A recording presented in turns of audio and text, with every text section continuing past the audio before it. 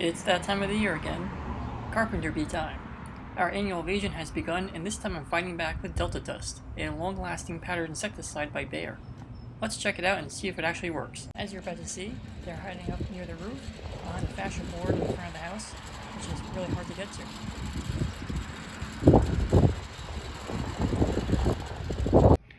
So here's what we're going to be using today. We're going to be using some Delta Dust, which is an insecticide that kind of lingers a bit because it is kind of a powdered dust. You use this puffer duster over here to apply it. This works both indoors and outdoors, and it has like a little bit of an extension tip to it with a kind of a finer point so they can get in between crevices. And also you could take this off too if you wanted to have a bigger application. We have some of these hose clamps because I'm going to be kind of MacGyvering my extension pole to mount my little attachment here. This attachment will actually go to the end of this pole stick, which will be boosted by this PVC pipe, of course, to reach towards the roof. This is actually very good. This is basically what it allows you to do is to attach any kind of canister like this that has a top nozzle, top depressing nozzle. It will not work for the forward trigger type. So if you have a top depressing nozzle, you can use this to apply whatever it is basically you want to use, in this case the insecticide, to the area that's obviously much higher than you, so you have to go up on a ladder and try to hit the hive like that. I'm not very good with heights, so this is why I'll be trying to use the PVC pipe method with the extension rod of a painting stick. Now they do actually sell dedicated types of sticks for this kind of purpose. You know, they go up to I think like 50 feet or possibly even more. They're a bit pricey though, and you know, I'm just trying to do this on the cheap. So I had this PVC pipe hanging around, and of course I've had this painting stick for a very long time. It's all metal, so it's very durable. I'm going to be using these plumbing type clamps. I'm not sure what the proper name is for them. They're really cheap though. You can get them at like Home Depot or whatever for like 75 cents. And we're just basically going to clamp this yellow pipe against this white PVC pipe. And to do this, I highly recommend you get one of these kind of like little socket screwdriver kind of things, just because it's always a pain in the neck to try to put the flathead in there and, you know, screw it on nice and tight, especially when you're trying to get towards the end where it's, you know, you want to get as tight as possible. The flathead has a tendency of kind of slipping out of there, and you know, gets a little bit frustrating, so the socket just kind of goes on top and makes it a lot easier for you. But going back to this little device here, this thing is actually awesome. So because, you know, you can attach it to the end of a pole, you can actually point this in different directions too. It's kind of got like a little bit of telescoping action to it. As I mentioned, it does work with only top depressing kind of devices, but it is compatible with puffer dusters as well. As you can see here, you pull this little string. The string's pretty long, probably about 20 or 30 feet at least. And when you pull it from the ground, it pulls from up here, pulls down, and puffs out your substance. So last year I did try using this Carpenter bee insecticide. It's foaming. It actually will get into all the crevices and stuff like that. It'll expand out. It's pretty good if you can get to the actual nest itself. In my case, because the nest is all the way up there, I'm not gonna be able to quite get up there to really be able to thoroughly go in there and get into like the holes and the grooves of the nest, because unfortunately that's what carpenter bees will do. They kind of burrow into the wood and create little tunnels and bores and stuff like that into the wood. And yeah, so I mean, if a carpenter bee infestation that's kind of low to the ground, you can get in there, terrific. It does have like a little straw thing that comes with it. Unfortunately, much like everybody else, I lost it. So you can actually kind of, you know, get in there with it. So yeah, I mean, if you can get in there close by, this is a pretty good alternative to the Delta Dust. I'm using Delta Dust today because unfortunately when I spray this foam, you know, while it does go up there, it does also have a tendency of dripping out fast because I can't you know, I can't get in there and get into the holes and, you know, and really effectively wipe out the hive or the nest basically. You know, it does foam quite a bit, so it will expand pretty nicely, and it does definitely kill on contact, because last year when I was spraying this, I was spraying it when some of the carpenter bees were actually trying to, you know, enter or exit the nest. I did hit one on contact, and, you know, it basically killed it on contact, no problem. but unfortunately it didn't take the rest of the nest, so that's the one unfortunate thing about this. This Delta dust apparently works on multiple types of insects, not only carpenter bees, but you know, ants and looks like possibly ticks and pretty much probably anything else you can use around the house. Definitely probably want to keep this away from pets, obviously, anywhere that's going to be accessible to them. So you'll notice I have the bolts on opposing side of each part of the kind of MacGyver extension rod that I'm creating here. The reason for that is I find that if you don't put opposing force laterally on both, you know, both of these pieces here, that they will kind of fall apart while you're, you know, hoisting it up there, and it'll actually fall off. So definitely important to put the, you know, the tightening bolts on opposite sides to keep this nice and stable and straight, especially when you have this thing up there and you're trying to balance it. Get a little bit heavy. So just to show you a little bit more up close, the threaded end of this painting stick will go into the bottom of this piece here. There is a certain standard size to this. I'm not sure what it is off the top of my head. I could put it in a video later on, but basically this is a kind of a standard size that will fit, you know, painting sticks or brooms, handles, anything like that. It's just kind of like a standard size that this will go into. This is actually pretty cool because what happens is you can also tighten it laterally here. So if you have a can and the can's maybe a little bit loose in this opening, all you do is just kind of twist this little nut here, and it'll actually tighten it laterally on the can, so it's nice and snug and secure for you when you're, you know, of course, trying to balance this up there 20-30 feet in the air. And of course, you can kind of telescope it a bit by twisting this nut over here and adjust the angling. I definitely suggest that you try doing a trial run with this without any kind of can attached. The cord that's attached to this is actually pretty thick. It is thin, but it does have quite a bit of, you know, resiliency to it. You can kind of see it's a bit braided. So this isn't some kind of cheap string you have to worry about kind of breaking off while you're trying to pull on this thing. It does look like it can handle quite a bit of force. Obviously, you don't want to go crazy with it because you'll probably break the plastic, honestly, sooner than you break the cord. But you don't have to worry about this being flimsy or anything like that. It does seem to be pretty well made. So one thing I found is that the original attachment for over here, basically, that allows you to expand and contract this attachment, it basically, I mean, it was at the very, very max setting to try to put these teeth into this little slide nut here. And, you know, it basically kept falling out. So what I wound up doing instead was getting one of these zip ties that I had laying around. These are kind of thicker and longer, probably about 12 to 18 inches is my guess. You cut them down to length, of course, but I wound up just kind of looping it through the side here that this piece over here usually will go through. It worked much better. Obviously, you can see here for a lot more slack space to work with to tighten this down if I have to. Way more than this one, unfortunately.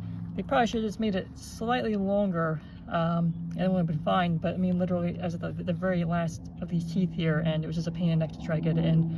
So instead of sitting here struggling, basically go for the zip ties, longer zip ties, thicker zip ties, nice and thick, hold this nice and straight, and everything will be good to go. One issue I found with this device too is that as I was puffing this down, sometimes, I guess because of the pressure from this strap over here, it kind of crushed the plastic of the puffer duster, so that sometimes I wouldn't, you know, be able to expand and contract this, so it just kind of gets stuck. So just kind of be careful about that. Maybe I should have tightened this a little bit more down here on the bottom so it would have stayed more upright. I'm not sure, but just a heads up about that. Here's an example of what I was mentioning earlier when I said the puffer duster kind of got crushed a bit by the plastic over here. As you can see, it didn't quite spring back, so in between dustings I have to kind of push this back up. I don't know if this is because it's a cheaper duster or they're all kind of like this, but yeah, just a little bit of a pain in the neck to deal with. So what I wound up having to do was buy a better puffer duster. This one's by JT Eaton. It's metal on the bottom, and this material over here is rubber. So it's a little more flexible and easier to press down than the previous model that I had shown. It's also a bit smaller, and it's probably more recommended to use this size of a puffer duster with this product to secure it, because otherwise the original one I had was too big and would not fit into here, and was a bit problematic when I did try to fit into here using one of these zip ties. Unfortunately, you know, the duster was just too big, and every time I pushed down on it, it would crush it. It would not go back up again, and I couldn't really use it too well. So this one is definitely smaller, fits a lot better. You'll notice here that it has this little protrusion. This actually goes into this part of the holder, so it kind of holds it secure while you're pushing down so it doesn't fly out. Let's go ahead and try to get this in here. We want to try to put this ring around this piece down here. This is where kind of the rubber meets the metal, and you know, it's very solid, so you don't have to worry about anything. You'll hear some rattling in here. That's because there appears to be some kind of little ball bearing basically, and a spring as well. So the ball bearing just kind of, I guess, mixes up the powder. It keeps it from sticking together as you're puffing it out. Makes it keeps it moving and pliable. Otherwise, it could get stuck and clog and that kind of thing. So yeah. So let's go ahead and let's get this on here securely. It's a little bit of a challenge because it is pretty tight, but we'll get to this in here. Okay, good. Let's go ahead and put this in like this. Let's try to put this protrusion into this hole. Great, that works perfectly. Let's get this in here like this. All right, and now let's clamp this down.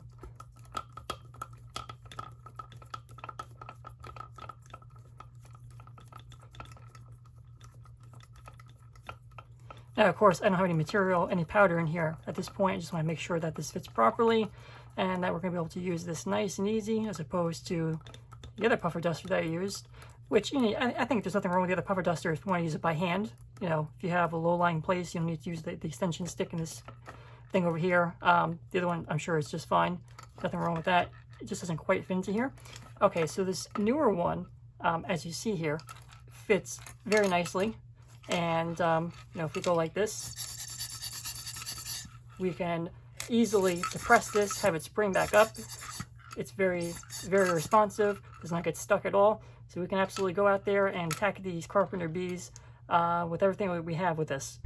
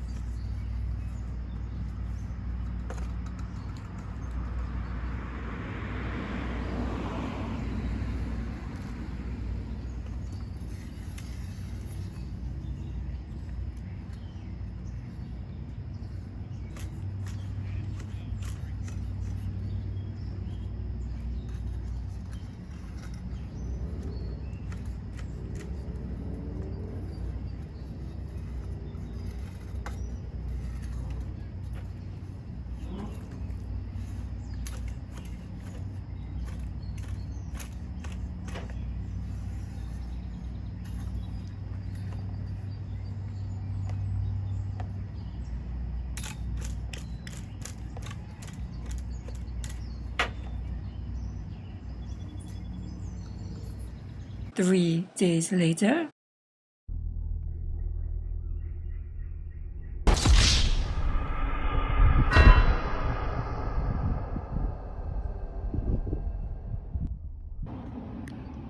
Looks like we got ourselves another satisfied customer here of the Delta Dust.